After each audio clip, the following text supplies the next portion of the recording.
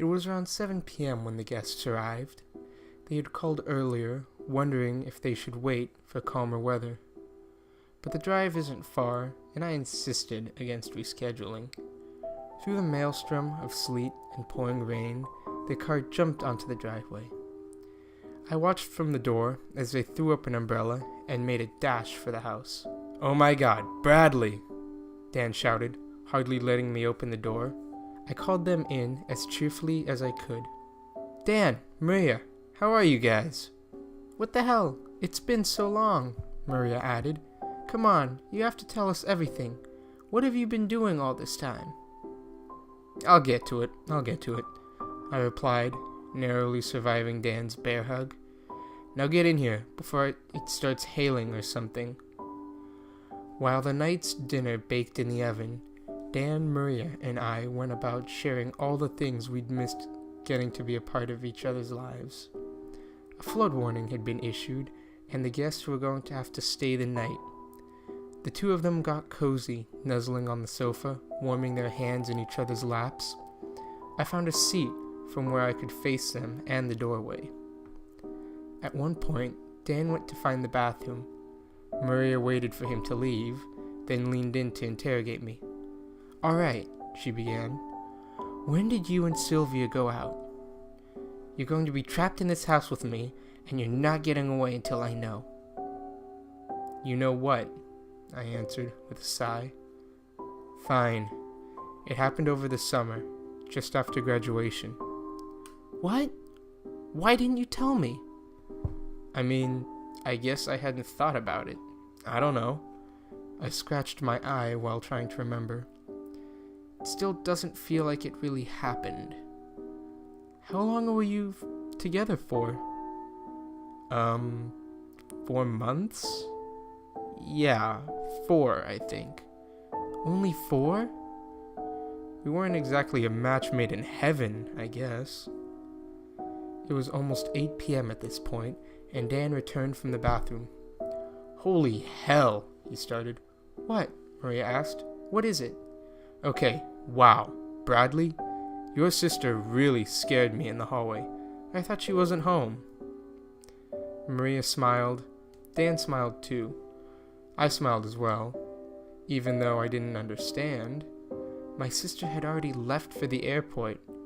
I tried to form some sort of an explanation, but got interrupted when the first bang shook the walls.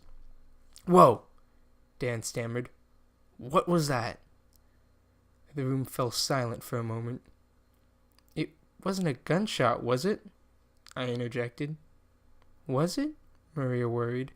"It sounded close." She'd barely finished her thought when a second shot boomed out, then a third. Another 2 went off in a quick, shocking succession, as if whoever fired them was in a panic. Then silence, save for the substantial rain battering the walls and windows. As if on cue, the storm was starting to really hit. "Guys?" Dan broke into the ambiance. I started to get up, but Dan gestured for me to stay put. "Bradley, you should stay away from the window." "Why?" I asked. "What if there's something going on, like a shooting?" "I think Dan's right," Maria noted. "It could be serious." We sat still, listening. After what felt like a lifetime, our senses on full alert, we weren't able to hear any more gunfire. I got on my feet to peer out the window. Dan didn't stop me this time. It seemed as though time itself held still while I opened the blind, trying to catch a glimpse of whatever awaited us in the rain. I couldn't see anyone through the downpour, and I was about to close the blinds when I noticed a shape lying in the driveway. We leapt out of our skin when a knock came at the door from across the house. It came suddenly, without warning. I looked at Dan, then Maria, who was watching towards the entrance. "Is it your dad?" she wondered aloud. No one answered as I made my way around the couch, taking hold of the wall. I would lean into the hall through one of the doorways to see who was knocking. I feared it was whoever had been shooting, but some part of me was more afraid of what might have caused it. Before I identified our guest, I checked one more time on the group behind me. Maria hadn't moved from the couch. Dan was standing next to me, where he was when the shots went off. Another deep breath, and I was ready to find out who was at the door. I wasn't sure what I was so afraid of. What if we were just overreacting? It was clear we weren't overreacting when I discovered the front door was open. Whoever had been knocking was now in the house. "Who is it?" Dan whispered from behind me. I tried to formulate a reply. "I'm not sure," became my response as I watched the door. Something caught my eye. "Dan, did you leave the light on upstairs?" "The light?" he repeated, unraveling. Walking over to see what I meant, he noticed the open door as well. It became clear he was getting nervous. At last, I decided I'd had enough and went off towards the stairs. Dan called to me from the doorway, hardly at a whisper. "Bradley, where are you going?" "I'm going to figure out what the hell is going on," I answered brashly, not stopping to face him. Instead, I rounded the corner and took it to the stairs. Dashing up, I was ready to get some answers. I halted at the landing, realizing I might be running into the hallway with reckless abandon. The hallway, including the doors to my dad's room and my own room, was just visible around the corner. The bathroom door was ajar, and an orange ray poured into the unlit hall. Ominous, I contemplated. Why not? Taking the final step onto the second floor, the doorway was now in full sight. I'd been hoping this whole thing was a strange coincidence, but my hopes were suspended when a shape in the cracked opening caught my eye. After everything that happened that night, I was a little unsettled. It was when I opened the door that I really became concerned. "Chris?" The words escaped my mouth as though they weren't mine. Leaning against the sink, staring at his reflection in the mirror, Chris had appeared for the first time in almost 24 hours. At my exclamation, he turned to face me. There was a look in his eyes I couldn't quite place. We stood in a long beat of silence until I broke from my trance to start getting some answers. "Were you knocking at the front door?" I asked. "Yeah," he responded. "I was hoping you were home, but no one answered, so I came in to make sure you were okay." Something about Chris was different, but I couldn't figure out what it was. "Why are you in the bathroom?" "I came upstairs to see if you were..." "Why are you in the bathroom?" "All right, I know this seems weird, Bradley, but I swear I have a reason." I stopped him again with more questions, no longer able to contain my curiosity. "What happened last night? Where did you go?" "Bradley, if you'd give me a second to explain..." I hadn't interrupted him, but he trailed off anyway. It took me a moment to realize he wasn't looking at me. You know that feeling you get when even though you can't see it, you know something's behind you? However you describe it, that's what hit me just before the bathroom light went off. The next few seconds were a blur. There was a scream, I assumed Chris, and I saw him holding something in the dark. On impulse, I ran, and before I knew it, my feet had carried me to the stairs. I practically tumbled to the bottom as I scurried towards the living room. At some point during my flight, a series of ear-splitting booms shook the house, and I hadn't even noticed the flashing light before I got back to the others. "Holy shit!" Dan called down the hall as I fell through the living room doorway. "Oh my god!" Maria cried while helping me to my feet. "What the hell just happened?" "Someone attacked us," I gasped, hardly believing my own words. "What?" Dan shouted. "What do you mean, someone?" "I don't know. The lights went..." "Was that a gun?" "That was a gun, Bradley." Dan started yelling. "Did you..." It was chaos. Dan was almost screaming, and Maria was panicking, and I couldn't finish a sentence. And someone walked past the room, and the rain was getting heavier. There was no calm in sight when we heard footsteps charging down the stairs. Chris halted at the top of the staircase. He brandished a handgun, pointed right at us. The panic got worse. "Everyone shut up!" Chris exploded. We froze, encased in fear. "Nobody move!" "Chris," I dared a question. He watched me, letting me speak, but he was definitely on edge. I got the feeling he wouldn't hesitate to gun me down the moment I made a wrong move. "Chris, what the hell is happening?" We managed to calm everyone down enough to come together in the living room. Chris was still eyeing us, his gun at the ready. We all eyed him back, and he began to speak. "All right," he started. "I don't know what's going on, but no one is leaving this room until we've figured something out." "Chris," I interjected, "you're hysterical." "Quiet, Bradley." He kept the barrel level right with my head. "Chris," Dan spoke up, "were you the one firing those shots earlier?" "Outside?" Chris elaborated. Dan nodded. Yes, that was me." "Why?" Maria asked. She looked shaken, but she was holding together. "It was trying to escape." There was an uncomfortable pause at the word. For a moment, looks of terror turned into looks of bewilderment. We all exchanged glances, and I asked for clarity. "It," I repeated. "Yeah," Dan added in. What is it?" "I don't know what it is," Chris began to answer. "But this is ridiculous," I interrupted. "Do you realize how—" "Bradley! I swear to God!" His grip on the weapon tightened. "Look, I'm telling you, whatever got to my family, it's probably trying to— your family." Maria stopped him. Suddenly, Chris's nervous fury melted a bit, and he was lost in thought.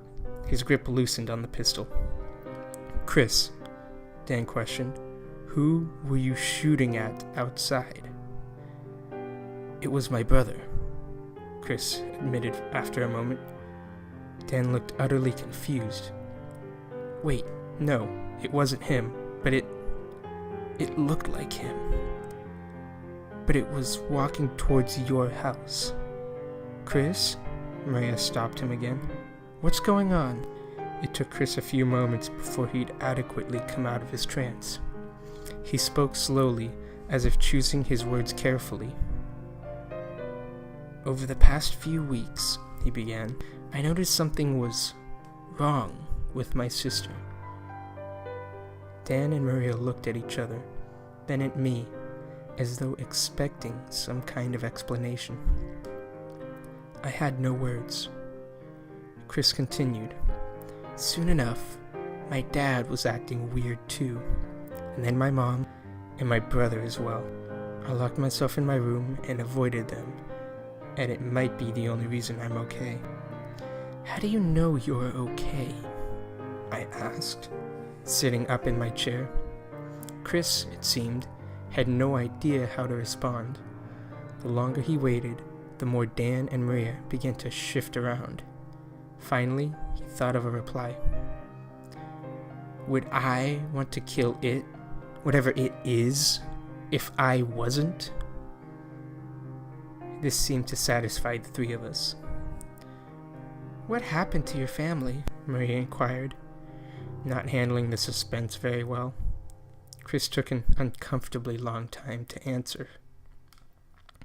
I killed them." Maria fainted. Dan jumped to his feet, not happy at all about his current situation. "What the fuck do you mean, you killed them?" he bellowed. Chris snapped to attention, readying his weapon. "Jesus!" I remarked. As quickly as she'd gone out, Maria started coming to. Dan calmed as he tended to his girlfriend.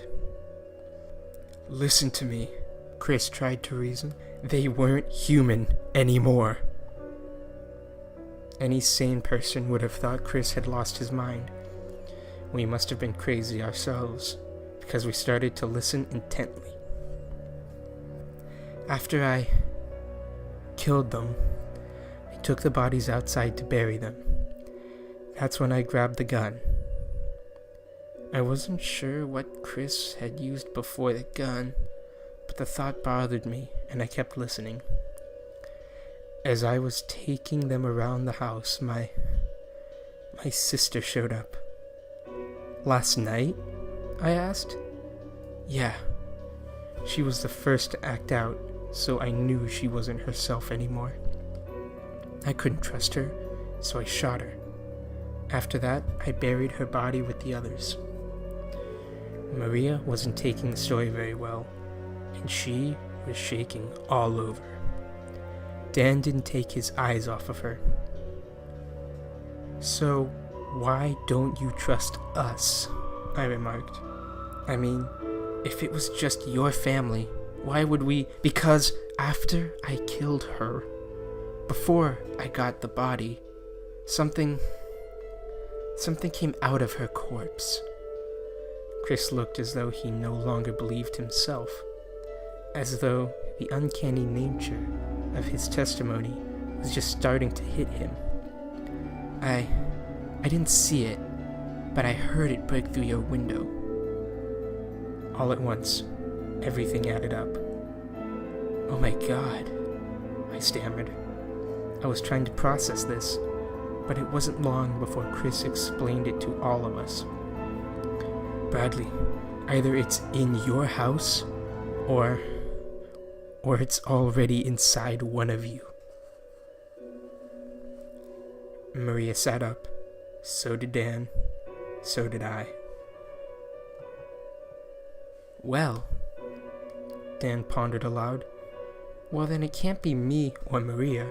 I mean, we just got here tonight. He noticed Maria, who was watching me cautiously.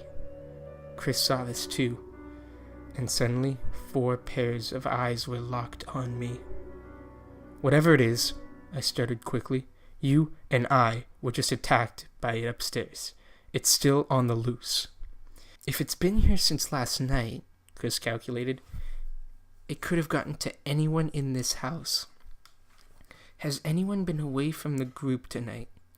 The eyes all shifted to Dan, who had been in the bathroom. What? Dan protested. I was just peeing, okay? I was gone for like 3 minutes, tops, but... He turned to Maria. You were alone with him. He pointed to me with exclamation. Maria, shocked, defended herself. Well, something attacked Chris and Bradley, she retaliated. What if whatever it was got you while you were in the bathroom? The couple was farther apart, physically speaking, than I'd seen them in years. While the group threw accusations left and right, a shadow caught the corner of my eye. I looked behind me, but I didn't notice anything out of the ordinary. I was gone for 3 minutes. What could have happened? Dan railed on. That could have been enough time for it to copy you, I noted. Copy? Chris halted the witch trial to make notice of my comment. Yeah, I explained. You said it looked like your brother, right? Yes, Chris confirmed. Did you bury your brother before you saw him near my house? I think so, yeah. Then I think whatever you shot wasn't your brother. I only saw Chris's puzzled stare for a moment before the whole room went dark. Something turned the lights off. Dan and Maria screamed as Chris fumbled for a light source. He yanked out his phone and flipped the flashlight on, just in time to illuminate an unusual figure making its way out of the room. There it is, he called, alerting the rest of us. Don't lose it! The chase was on as Chris bolted into the dark. Dan and Maria went after him, and I followed. Chris flew up the stairs after the intruder, but our adrenaline ran out on the second-floor hallway. As if by magic, the figure had disappeared. Shit! Chris gasped. Bradley, did you see where it went? Huh? I replied. Bradley, you were right behind me. No, I didn't see it. Damn it! Chris scratched his head, then began peeking into the rooms with his light. He checked my dad's room. Nothing. He checked my room. Empty. He checked the bathroom. Vacant. Well, it looks like we lost it. Here's the plan, Chris announced. We were in the living room again and were devising a way to get out of our mess, preferably alive and unaltered. On a coffee table, we laid out an assortment of tools to defend ourselves with. We had a kitchen knife, a hammer, a taser from Maria's purse, and the gun. Chris set it down to insist he could be trusted. Bradley, have you locked all the doors? Yep, I reported. The key is outside. Someone will have to let us out once we've tracked down our intruder. Lock the windows too? Nailed shut. They can't be opened without breaking them. I moved a cabinet in front of the one that broke last night. Good. If we hear one shatter, we'll know where it's at. With that, Chris went about deciding how to divvy out our armaments. We weren't so worried about 3 of the weapons. The one we couldn't decide on was Chris's handgun. Eventually, we decided Dan was the least conspicuous and most capable of handling it. So the trust fell on him. With the firepower in his control, Dan was now in charge. All right, Dan began. Like Chris said, whoever, or God forbid, whatever, is in this house, it's probably trying to get out by now. No one try the doors, no one sneak off, and no one check your phones. Got it? We all nodded, and Dan seemed satisfied. Okay, good. Now let's go find our guest. We searched the bottom floor thoroughly before deciding to move on with no trace of it on the level. Upstairs, we split up, Dan with Maria and Chris with me. And room by room we went. No matter where we looked, no nook, cranny, no corner turned up a sign of the figure. By the time we convened at the stairs again, only my dad's bedroom remained. Maria, Dan addressed the girl, who was clutching her taser as though it were her child. Yeah, she replied. I'm going to check the bedroom with Chris. Chris looked just as confused as I was by this.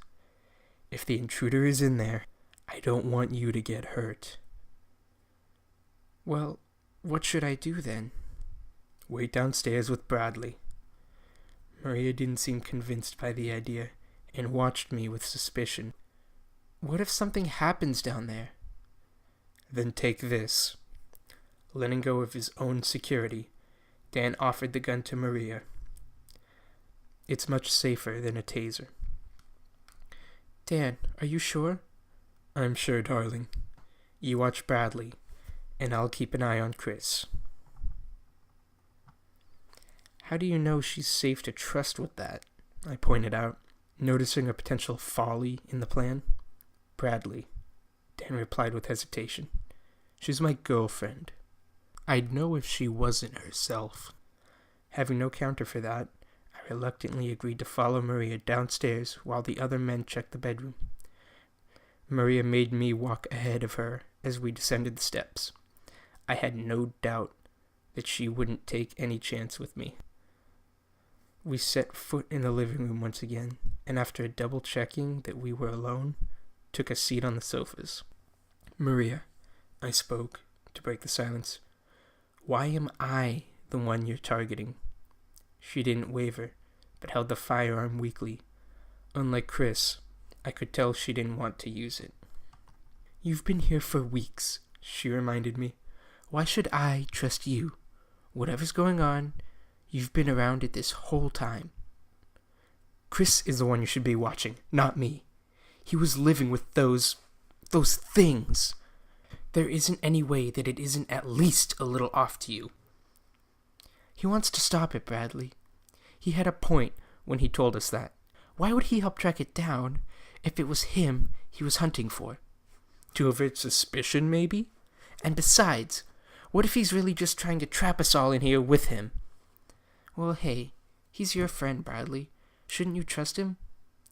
I trusted him when he wasn't pointing a gun at my head. We waited there in silence. I thought about making another remark, but decided against it. A new thought had just come to mind when Dan came running through the doorway. "Bradley, Maria," he called, grabbing our attention. As he entered the room, I noticed he was carrying 2 weapons. Moments later, I could just make out the sound of banging and shouting from upstairs. "Is that Chris?" I demanded to know, looking towards the sound. I locked him in the closet." "What?" Maria questioned him, getting to her feet. "Why?" "Guys, look, I do not trust him. I mean, it's like you said earlier, Bradley. His whole family was acting weird, or whatever the case was. How do we know he's clean?"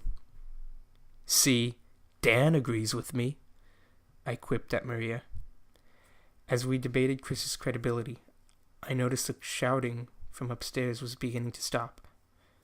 "Dan, I still don't know," Maria said, conflicted. "He could easily be on our side." It seemed like our argument had nowhere else to go when our trust circle was suddenly shattered by a cry for help. Chris was in danger. "Shit!" Dan remarked. "Why would you leave him alone?" Maria shouted. "Hurry!" Lightly armed and hardly prepared, we took off for the 2nd floor. We sprinted up the stairs, turned into the hall, and burst into the bedroom. To our surprise, Chris was not in the closet, but was standing in the open, breathing frantically. "Chris," Dan spoke, a bit confused. "How did you—" "It tried to get me," Chris panted, trying in vain to regain his composure. "You saw it," Dan exclaimed. "Where did it go?" "I locked it in there." Chris found his footing and pointed at the closet. It seemed he'd gotten over Dan trapping him and was now more worried about the intruder. "Move over, Chris." Dan gestured for him to step aside. It didn't take long to spot Dan's finger on the trigger, and he quickly ducked away from the closet. On Dan's cue, I crept beside the closet, placed a hand on the handle, and flung it open. Startled by the gunshot that followed, Maria ducked onto the floor. Dan looked after her as Chris and I closer examined the closet. Lurking in the dark had been the figure who I could now identify for the first and last time. The convincing replication of Chris's sister was crumpled on the floor. After escaping its original host, the intruder had copied her image perfectly. The only thing out of place was the hole Dan put where her eye had been. "You were right about it making copies," Chris noted. He seemed oddly unfazed at the sight of the corpse. "It looks just like her. Like she did, I guess." Dan took Maria downstairs to help her relax. Chris and I kept an eye on the body until Dan was sure the scared girl was all right. And after a few minutes, he came back up to the bedroom. "I hate to break it to you guys," Chris stated firmly, to our dismay, "but we still don't know that we're safe. If it can be that convincing, how do we possibly know for sure that none of us are one as well?" "Chris," Dan addressed him curiously, realizing something that didn't add up. "How did you get out of the closet?" "Well," Chris replied, "I used a knife to undo the lock." I turned to Dan, who was looking at me, a glint of uneasiness in his eye. "But I have the knife," Dan informed us, exposing the lie. The room fell deathly silent. We waited for an answer, a defense. Chris just stood there, staring, unblinking, not moving. Chris had made a mistake. "Dan," I stammered, "where's the gun?" "Guys, hang on," Chris spoke up, startling Dan and I. "Let's talk about this." I gave it to Maria, Dan realized. We can figure this out, Chris continued, scratching his eyes. Chris, don't move a muscle, or we'll... I fell to the floor as the impersonation moved its hands away, revealing empty orbs where there were eyes moments ago. I stared straight at Dan, and its jaw nearly unhinged. An inhuman primal wailing escaped from its mouth. It took a single step towards Dan before we were all shocked by a deafening bang, and the false Chris was no more. Standing over the lifeless creature was Maria, holding the smoking gun firmly in her hands. The next morning, none of us spoke to the police. My dad arrived home to find us still awake in the living room, before discovering 2 bizarrely disfigured human remains, as I would later find the report referred to them as. It took 2 days for us to find the words to speak, let alone explain what incomprehensible events had taken place the night before. None of us tried to tell the truth, and instead, we agreed on an alibi, which would be broadcasted on the news within a week. The late Chris Mensworth, a 19-year-old college student from South Florida, was convicted of committing a murder-suicide, massacring his family before killing himself and his sister in the home of his childhood friend, Bradley Stokes. Even as the newscaster read it, I still couldn't comprehend that Chris and his whole family were really dead. The rest of my holiday break was hardly festive. Christmas was quiet, and cheerful hymns were replaced with silent respects at church. Eventually, the time came for me to return to campus. After all, I told my dad I still have an entry exam for next semester. With quiet packing and solemn goodbyes, I got in my car and drove north. When I walked into my apartment, I was truly alone, with 1 friend dead and 2 others traumatized for life. I didn't sleep at all my first night back on campus. It was still dark outside the window when my roommate came in. "Hey man," he said, taking a knee beside me. "I heard about what happened. You doing alright?" "I don't know," I replied. He smiled, trying to comfort me. "You sure you're good?" "Yeah," I affirmed, smiling back. Everything's fine.